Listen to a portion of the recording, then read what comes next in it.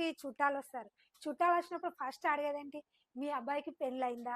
మరి ఏం చేస్తున్నాడు అని అడుగుతారు. మరి మీకు అడిగినప్పుడు ఎలా అనిపిస్తది? కొంచెం బాధ అనేది అనిపియచ్చు. మరి మీరు ఎందుకు బాధపడుతున్నారు? మీరు అస్సలు బాధకండి.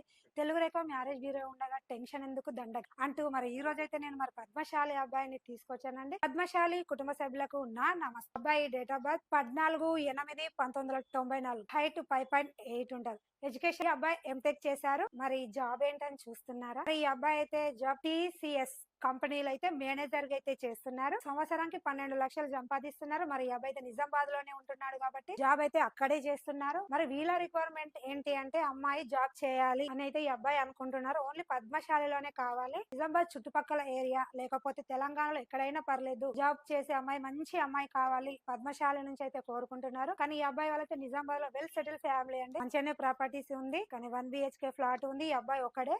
ఒక సిస్టర్ ఉంటే సిస్టర్ కి మ్యారేజ్ అయిపోయింది. మదర్ ఫాదర్ ఉన్నారండి.